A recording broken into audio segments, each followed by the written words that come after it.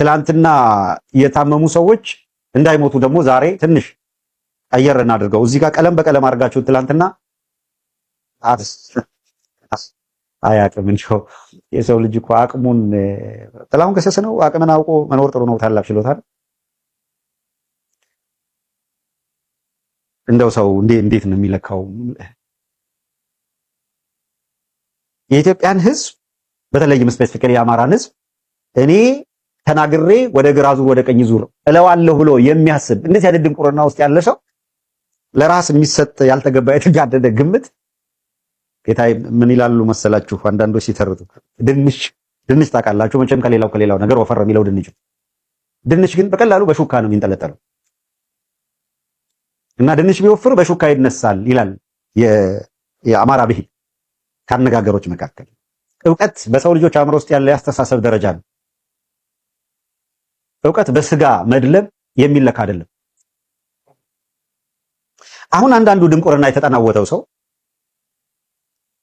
ህዝብ ጠርቶ የአማራን ህዝብ ጠርቶ የኢትዮጵያን ህዝብ በአንድ በኩል ማገናዘብ የማይችል የሆነ አካል መጥቶ ስላወራ የሚሰማ እንደ ህዝብ እኮ ነው ማገናዘብ የማይችል አድርጎ ይፈርጁታል። ከዚያ ደግሞ ዞር ብለው ትዕዛዝ ይሰጡታል። እኛ የምንልህን አድርግ። ተመልከቱ። ማገናዘብ የሚችል ከሆነ ህዝቡ መረዳት የሚችል ነው ብለው ካመንክበት ህዝቡን አትንቀው ማለት ካላከው ሰምቶ አገናዝቦ መወሰን የህዝቡ ነው።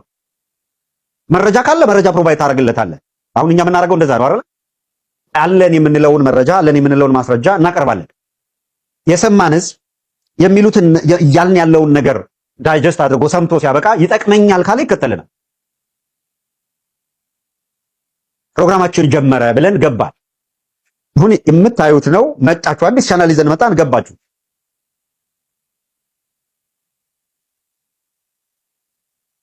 ትርፍ ስጋ ተሸክሞ ስክሪን ላይ ሲመጣ 13 ሰው ይመጣል። 13 ውሳኔ ሰጪው ማን ነው? ህዝብ አይደል እንዴ? ማንን ቢሰማ ሊያተርፍ ይችላል የሚለውን ያያል። የሚሰማው ህዝብ የሚያገናዝብ ካልሆነ ዝም ብሎ ተራ ትርኪ ምርኪ የሚሰማ ከሆነ ንቀኸዋል ህዝቡን ማለት ነው። ለምትንቀው ህዝብ ደግሞ አለማውራት ነው። ሰው ለሚንቀው ህዝብ አያወራ። እኛ ህዝባችንን እናከብረዋለን። ለምናከብረው ህዝብ ማለት ያለብን እንላለን። ህዝባችን ማዳመጥ የሚችለውን አዳምጦ ልክ የሆነውን ይቀበለናል፣ ልክ አይደለም የሚለውን ሂስ ያደርገናል። እንዲህ እያደረግን ለዓመታት ከህዝባችን ጋር ዘለቅን።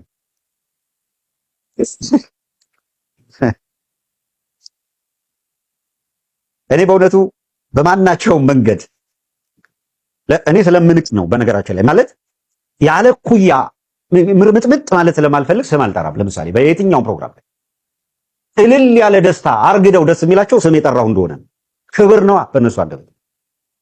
በየዕለቱ የሱን ስም ስንጠራ ቪወር እናገኛለን ብለው የሚያስቡ ሰዎች፣ ፎቶውን ስንለጥፍ ቪወር እናገኛለን ብለው የሚያስቡ ሰዎች በአንድ ፕሮግራም ላይ 38 ጊዜ ሊሆን ይችላል ስሜን የሚጠሩት።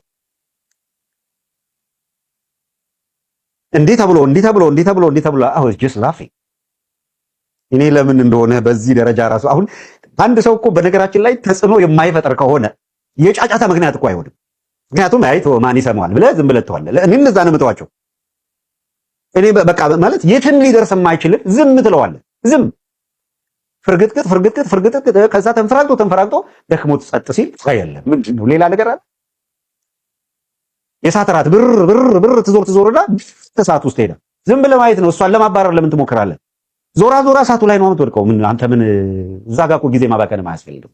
እና በማናቸውም መልኩ ጊዜያችንን በአግባቡ ተጠቅመን ስራችንን ለመስራት የሚባክን ጊዜ እንዳይኖረን ጥረት እያደረግን ነው የሚሄደው። አንዳንድ በጣም ተራ ብልግና የሆኑ ጥፈቶች እንሰማለን። አሁን ለቀጣፊ መልስ አይሰጥም። እውነት ለመናገር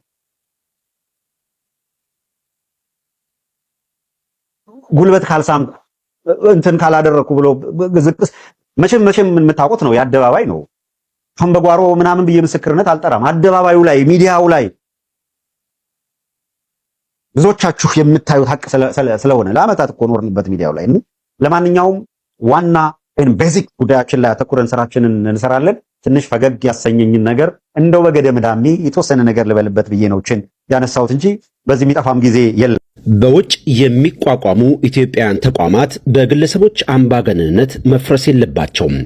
የኢትዮ 360 የቦርድ አባላት መግለጫ። ኢትዮ 360 ከተቋቋመበት ጊዜ አንስቶ ላለፉት 7 ዓመታት ሀገራችን ኢትዮጵያ የተጋረጠባትን የህልውና ፈተና ለመታደግ አንድ ሚዲያ የሚጠበቅበትን መረጃን ለህዝብ በተጣራና ታማኝነቱን በጠበቀ መልኩ በማቅረብ ረገድ ውጤታማ እንደሆነ የአደባባይ እውነታ ነው። በዚህም አገዛዙ ከፍተኛ ጫና ከሚያደርግባቸው የሚዲያ ተቋማት መካከል ግንባር ቀደሙ ነው ማለት ይቻላል። አገዛዙ በተለይ ባለፉት 2 ዓመታት ተቋሙ እንደ ተቋም የሚጠበቅበትን እውነተኛ መረጃ ለማድረስ እንዳይችል የተለያዩ መሰናክሎችን በመፍጠር የዩቲዩብ ቻናሎቹን ከማዘጋት ጀምሮ የሐሰት ውንጀላዎችን ለመንዛት የሚዲያ ሰራዊት በማቋቋም ሲሰራ ቆይቷል። ይሁንና ይህንን ለመቋቋም የተቋሙ ጋዜጠኞችና ሰራተኞች ከፍተኛ መስዋዕትነት በመክፈል የቻሉትን ሁሉ አድርገዋል፣ እያደረጉም ይገኛሉ። ከቅርብ ጊዜ ወዲህ ግን በተቋሙ ውስጥ የነበረው አምባገነንነት ብዙዎች እንዲርቁ ቢያደርግም ህልውናውን ግን ይፈታትነዋል ተብሎ አይታሰብም ነበር። የሆነው ግን ይህ ነው። በቅርቡ እንደተመለከትነውም ጋዜጠኞቹ በመርህ ላይ እንደቆሙ ለህዝብ መረጃን ለማድረስ በመጓዝ ላይ ሳሉ ከአየር ላይ እንዲወርዱ ከመደረጋቸውም በላይ ወደ ተቋሙ እንዳይገቡ ተደርገዋል። ይህንን ተከትሎም ህጋዊ የሆኑ ተግባራትን ሁሉ ለማድረግ ጥረዋል።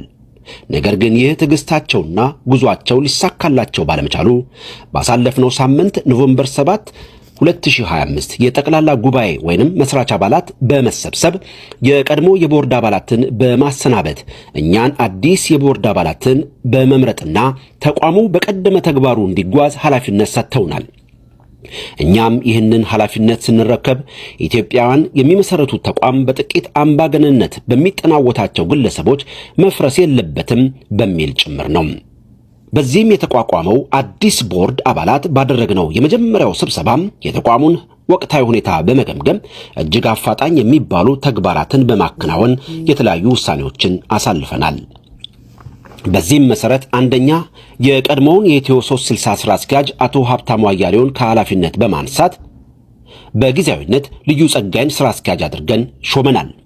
ሁለተኛ በህግ አገልግሎት ሲያግዙ የነበሩ ግለሰቦች የሚሆን ተቋማት ኢትዮ 360ን በመወከል በማንኛውም የህግ አገልግሎት ላይ እንዳይገኙና የተጀመሩ ጉዳዮችም ካሉ እንዲቆሙ ብሎም ለቦርዱ እንዲያስረክቡ ወስነናል። ሶስተኛ በተለያዩ ጊዜያት እየተመሰረቱ የሚከስሙ ኢትዮጵያውያን ተቋማት ውስጥ ይሰሩ የነበሩ ግለሰቦች በተመሳሳይ ሌላ አዲስ ተቋም መመስረት ልምድ እንዳይኖር ህዝብ ኢትዮ 360ን ከምንጊዜውም በላይ ከጎኑ እንዲቆም ጥሪ ማድረግና ለዚህም ኃላፊነትን የሚወስዱ ግለሰቦችን ኃላፊነት ሰጥተናል።